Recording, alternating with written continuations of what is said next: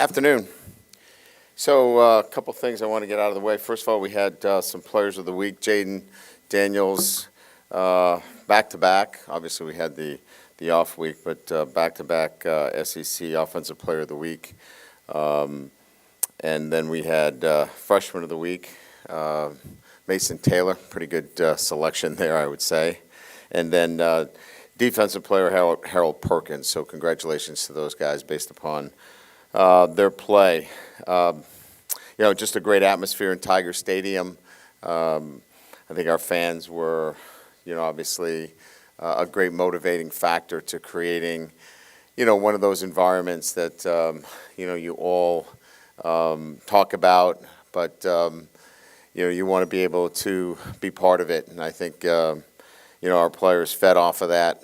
And certainly we had talked about it Thursday that, when we were in the stadium that, they're going to be out there, but your performance will dictate the kind of involvement that our crowd has. And it's going to require play in and play out a sustained effort. And I think that sustained effort by our football team created that sustained atmosphere in our stadium. It wasn't an up and down kind of involvement. It was every single play. Our crowd was active and involved, and I think it had a lot to do with the kind of play that our players were involved in, and that was a consistency that was really good to see. So, really good win. Our guys got 24 hours to enjoy it, and now our focus is on another SEC opponent on the road. Arkansas, it's the Golden Boot, another rivalry trophy. Of course, they hold the trophy from last year's 16-13 win at Tiger Stadium.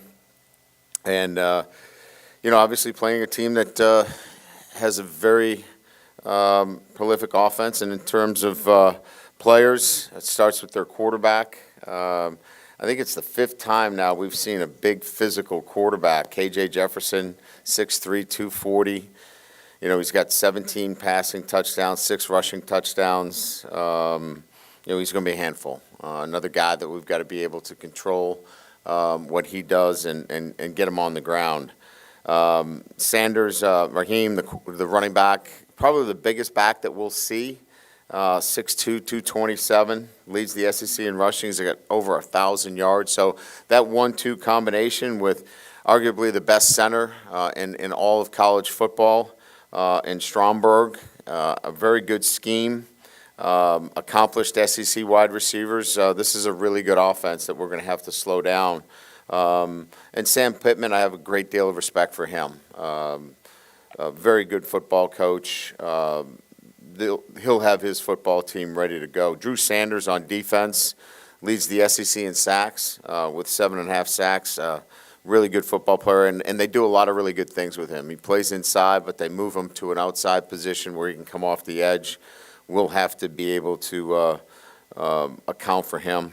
Got a couple of former LSU players in their starting defense, Landon Jackson, Dwight McLaughlin, good football players that obviously are playing well for them. And their special teams is really good. They do a lot of different things that we'll have to be alert for, be on top of, and make sure that we do a really good job. We're trending better there. We're going to have to continue to do a really good job. We've got 11 a.m. kickoff.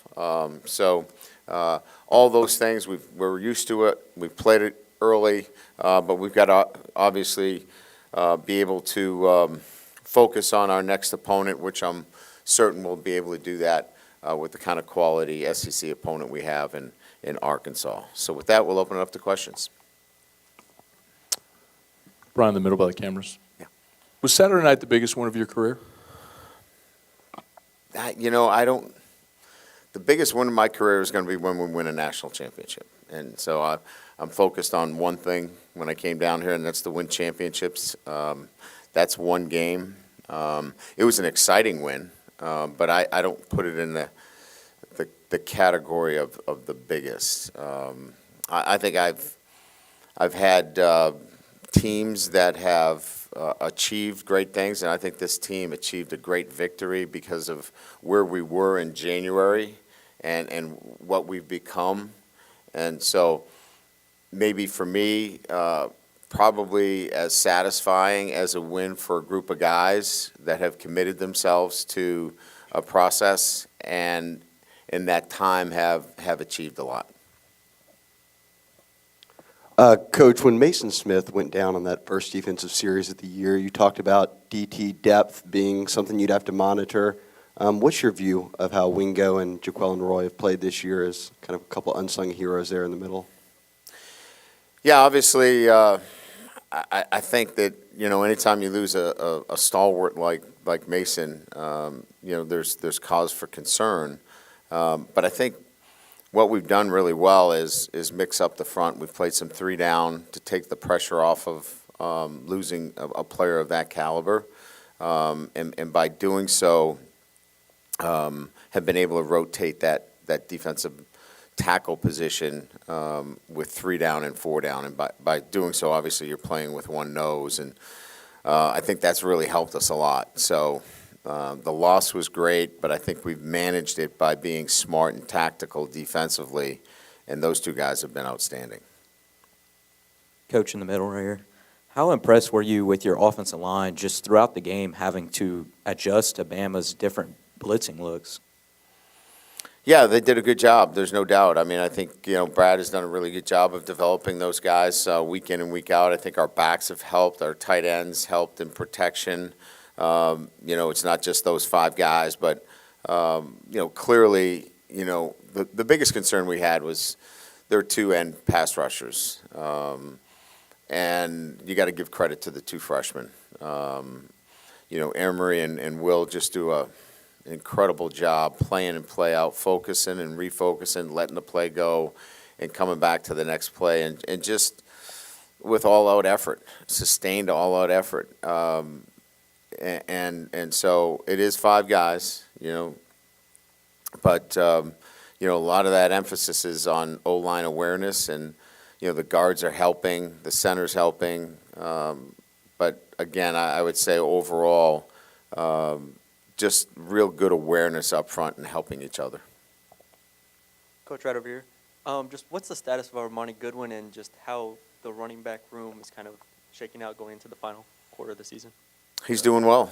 Came back from a tough injury. I think, when you look at certain games, Coach Wilson has a sense of, who he wants to go with, and he felt like, he had a 1-2 combination that he wanted to stick with, much more physical group in there. But Amani can play physical as well. I think he was more interested in we did so much chipping with those backs. He wanted a bigger presence in there, but we have great confidence and faith in Amani and expect to see him, continue to help us down the road. Hey, Brian, there's always a lot of focus from us in the media of new offensive concepts and philosophies and that sort of thing, but look at the 2 teams leading the divisions, and it seems like y'all both place a lot of emphasis on defense and running the ball successfully. Just talk about how the bedrock of winning, has it changed that much, you think? Look, I've been doing it a long time, and I know that there are times where, prolific offenses, certainly get you, a lot of wins. This is about not winning. This is about winning championships, and it's my belief that winning championships still, you've got to control the line of scrimmage at the end of the day. And so controlling the line of scrimmage is stopping the run and running the football effectively and exerting your will. So there has to be a physicality about what you do. I still think you can win games throwing the football, and we'll have to win games, with that kind of offense. I said that earlier in the year. You can't win games throwing the ball for 85 yards. Then we came back and threw it for over 300. But the point I'm making is physicality starts and ends with stopping the run and running the football, and we're doing a better job there. Brian, with Harold Perkins this year, what have you seen in terms of just how and why he's been able to just handle everything that kind of comes with being a freshman and playing as well as he has this early? I think quite honestly, he's got the makeup to do that. He's a mature kid. I was talking to a couple of our coaches about him. He's a bit of a throwback, and a throwback in this sense. Just tell me what I need to do. I don't need all the other things, and I'll figure it out as I go. It's kind of refreshing. He doesn't need to know all the whys, and I'm not saying that we shouldn't give the whys to our guys, and that's part of coaching today. You've got to explain a lot of things. He doesn't need a lot of the whys. Just point me in the right direction. I'll figure it out. And that's Harold Perkins. He knows he's not perfect, but he makes up for a lot of those things with his athletic ability. So, I think that Matt's done a great job of kind of meeting him halfway with some of the things that he's not ready to do, but leaning heavily on some of the things that he has that are, innate traits that can come in and help us win right away. And I think part of it is he's a bit of a throwback in that you don't have to explain everything. Just line up here, do this, and you'll be fine. Coach, I got two quick ones, if you will. Everybody kind of wants to see behind the curtain. Was there an anecdote, a moment, a picture, or a joke, something somebody shared with you after the game that resonates with you? And then just, you talked about the moment from January to now. Are you at all surprised at the buy-in? That's the easiest way to describe it, but to have this many different transfers, guys that you didn't coach, commit to a new staff, is that the most striking accomplishment?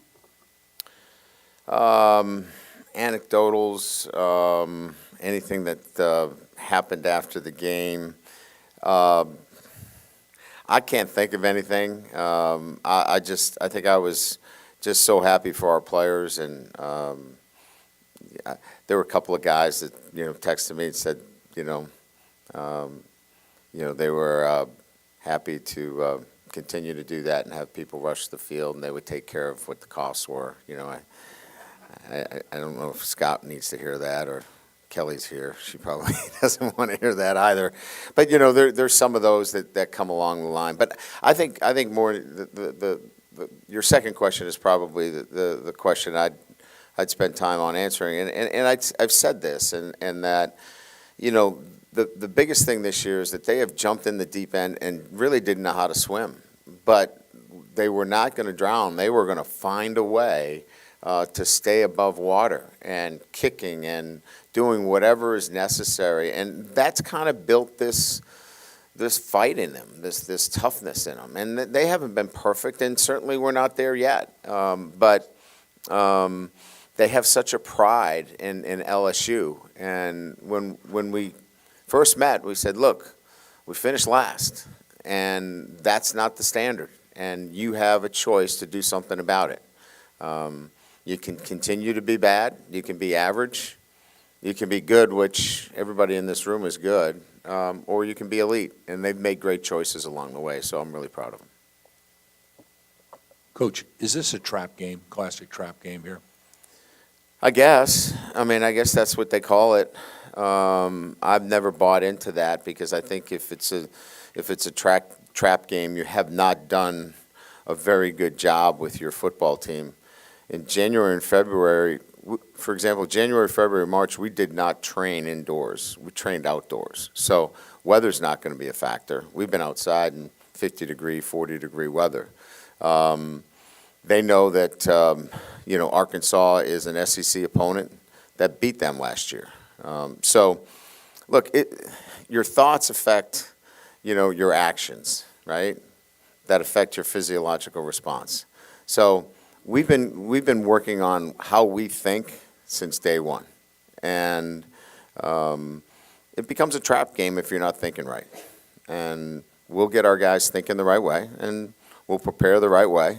And this is about a consistency. If they want to be a consistent program, they'll think the right way about this game. Hey, Coach, what has really allowed your run game, specifically Josh Williams, to flourish these past couple of weeks? Well, I think we're opportunistic. We're not, look, we're, I think, about 185 yards a game, which is, the top third in the league. That's where we want to be. We're not we're not where we need to be yet. We're getting better physically, but I think, when you have a multi-dimensional threat like the quarterback, he provides you opportunities in the running game where he stretches the defense out. And when he does that, you have to worry about the quarterback. And, examples where the linebackers have to flow over the top. That creates some seams and opportunities.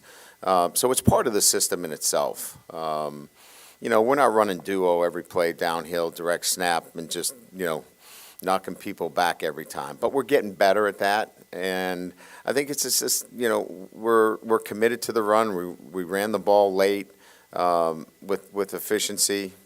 I just think there's a commitment there is why we've been effective. You might have just already pretty much answered this, but coming off such an emotional win, in your experience, have you learned there's a best way to get them to think the right way you're talking about? Yeah, I mean, I think so. So you're preparing for these moments in the first week. You handle these by being consistent in everything that you do every single day. And nothing changed last week in the way we prepared, and nothing will change this week. I think if there's, if we had a lot of fanfare and sloganisms and changed a lot last week for Alabama, then maybe you worry about it a little bit. But we didn't do anything different last week than we did for Ole Miss or we did for any of the other teams. Our team is just evolving, and they're playing with more of the traits necessary to be a consistent team that plays every snap the right way. So I think I'd be more concerned if we, played with so much emotion that we were drained out, but that's how we're going to play. And that's kind of why I went for it. I felt like our football team's going to do this more often. I trusted the way they played, and I trusted that they were going to execute the play that we called. And I trust that they're going to execute next week because they've been consistent over the past 5 months, and I expect them to do the same. Hey, Coach, winning the SEC West, now that it's truly in sight, is that something that's discussed this week, or is it kind of the Alabama thing of let's not treat this any differently because of something on the outside? Yeah, so there's, our goal is to graduate champions. So part of this is they want to be champions, and they know that there are steps along the way in this process of getting there. And so this week will be another step towards becoming a champion. And so let's do the things that we need to do. And it starts with today, being early, being on time, making sure that they're intentional about everything we do. So, yeah, the championships are important. That's what they're here for. And getting to class today is what they're here for. So it definitely starts, but, we're not going to walk in with a PowerPoint on the SEC championship race and who's got what and all those things. But, yeah, it's there. It's out there. They know what they're going for. Hey, Coach, right here. The growth with Jaden has been pretty rapid these last several weeks, but just what kind of role does Joe Sloan play in all that? I mean, can you speak to just the effect that he specifically has had on Jaden even in the last, month or so? Yeah, so, I'm with Joe every day, and he's a great communicator. So what are the really good tenets of great teachers and great mentors? He cares about his players. He has great relationships with everyone in that room. They trust him. He provides the information differently for each one as to how they learn. He's knowledgeable about the things that he needs to get across to each one of those quarterbacks. He's demanding, never demeaning. He's all the things necessary to develop quarterbacks, and he's done a great job. Hey, Brian, would you mind just sharing a thought on Joe Fouché, Greg Brooks, what they've meant this year for you and what it's like for them going back to Fayetteville? Yeah, so certainly this will be a big thing for them going back to Fayetteville as transfers. But, first and foremost, what was appealing to us as we were putting this back together was to have SEC experience and a connection with the state of Louisiana. And both of those guys filled that box and checked that box for us. So what it means to them is that they play for LSU, and they have such a pride in being from the state of Louisiana. And they want the Golden Boot back. And so as much as they'll have friends and former players that they know, this will be much more about them wanting to win for LSU, because that's why they came back here. Hey, Coach, two quick ones. What kind of growth have you seen from Mason Taylor throughout his freshman year? And do you have an update on Garrett Dellinger's status for this week? So there's been growth, physically and mentally. He's a freshman. And as you know, freshmen are, growing physically. And the first big thing is, he's put on over 20 pounds, physically, and growing into his body. I think the growth, from a mental standpoint has been the knowledge of the game. He's been really good. I'd be remiss, to not point out the fact that, he's been put in a very difficult position where, a tight end has to do a lot, and we've been very fortunate to have an analyst that has great experience at that position in Terry Malone. I think Terry Malone's an unsung hero for us on our staff, and Terry was with the New Orleans Saints. He's coached the tight end position. He's been an offensive coordinator, and to have an asset like that to assist Coach Denbrock on a day-to-day basis has really helped develop Mason, and Terry's done a really good job. So having that mentor, having that person that's there, he can't coach him, but he's there as a mentor every single day. That's really, really big in his development. Garrett Dellinger looked good. We worked him out yesterday.